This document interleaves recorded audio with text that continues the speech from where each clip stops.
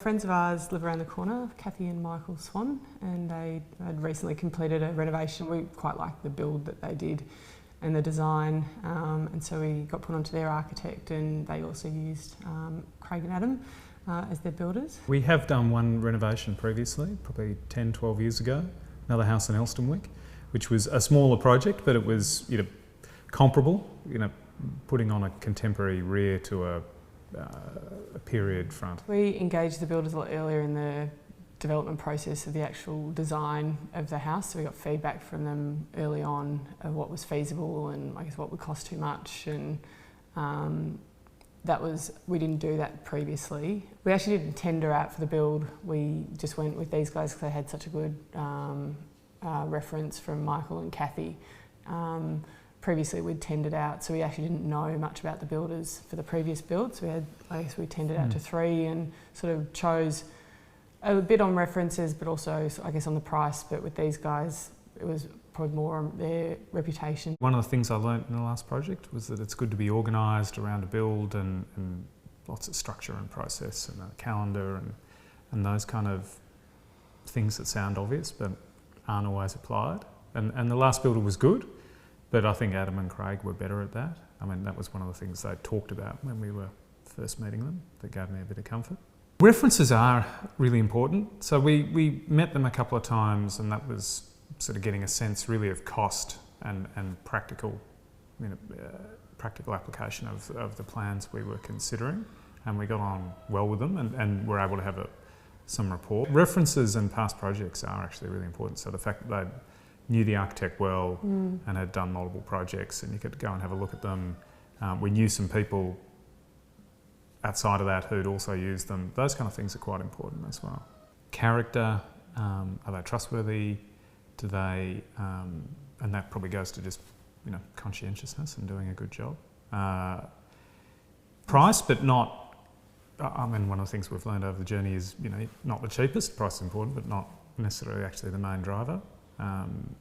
The fact that they're organised, they've got structure, they like a clean site. We probably didn't think about that with the first build that we did. So we'd come once every few weeks and bring the kids sometimes to have a look. The kids loved the builders, they loved the guys on site, and they were really lovely to the kids. We fenced off the front garden because that had just been redone a few years before, and the guys were very mindful of protecting that, so we didn't have to redo it again after the build and protecting some of the trees in the backyard. But the site was really clean, very organised. Swept up at the end of the day, no sort of loose nails around. We were quite impressed. Most building sites aren't, but I like that clean site policy. I liked it a lot actually. Spending time at the start talking through potential costings and what it might look like. And to be honest, actually, I would have even started that earlier. I think there's some benefit in getting a sense of that even before you've really made up your mind on the design. I think engaging the builder early is really important. They get invested in the build. It's good to have a good think about what you want out of a renovation. In terms of functionality and look, what you want before you get going, or even hire an architect and go and have a look at a few different places and get a reasonable idea of the style, because I think that's pretty helpful for both an architect and a builder if you've got a reasonably clear idea in your mind, but you still need a bit of flexibility because things don't always, either cost-wise or practicality, they just don't work. You just have no idea of how much things cost until you actually get it quoted on, and then there's a lot more behind the scenes work that you don't appreciate when you're thinking about designing a build. Like you choose stone, but then there's all the ancillary costs of, it's not just the stone, it's the stonemason and the installation and all that sort of stuff. And I think it's good to have people who know and can sort of give you ballpark sort of ideas of things early on. So I think the time expectations, things got held up because of the weather. You dig a hole and then it rains. The weather, so that delayed things a little bit, but the guys pretty much caught that up towards the end. So the time wasn't really an issue. I think with costs, there were a few, it's an old house, so there were a few sort of unforeseen issues with the floor, subfloor at the front of the house.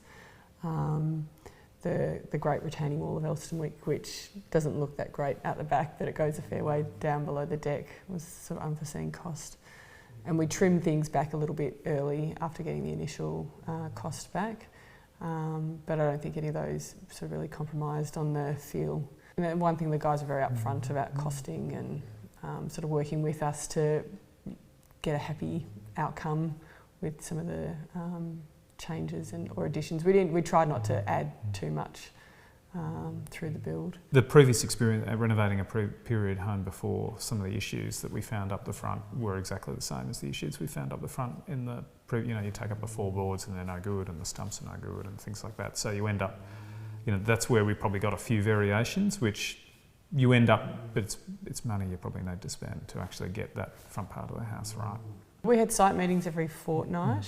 Our architect, Georgie, had moved over to KL for family reasons during the build, so she would often Skype in or call afterwards, so we still sort of kept the team together while she was away, and they were very upfront discussing all the issues and emailing and calling. Yeah, we had, I don't think it was weekly, I think it was fortnightly, site meetings, and there was communication between those if there had to be. It sent out minutes of the meeting and then we'd go through them following on to make sure things were all sort of covered. So it was very good in that respect. They were generally pretty good. So there was Zach, who was kind of here day to day, looking after the build team, and then there was Tom, their project manager, who was very good as well. We got on well with both of those, so they were good. The kids loved Zach and his tattoos. Loved him. It's been really good, actually. So, the main thing is it's functionally, it's much better. It's what we wanted. It's a nice house to live in, so you feel comfortable here. Yeah, and that's the main thing, really. We like it. Yeah, no, it's great. I'm really happy. The flows really well. We've got the kids up the front, us in the middle. There's a little concealed door that we can slide off in the evening to keep them up in where they should be. The flow outside, the garden, it all works sort of really nice, indoor, outdoor, it's all on the one level. It's just got a really lovely vibe. I think like every house has, like after you move in, you find little issues and little things that need to be fixed, and they're very, very organised in getting them done and just coming through and just sorting out every little problem. Because I think everyone, like no one goes through a build without having little sort of things, like little faults or things to fix at the end. And they're really good at following up. So not just during the build, so after the build, any little issues are really great at getting things rectified quickly.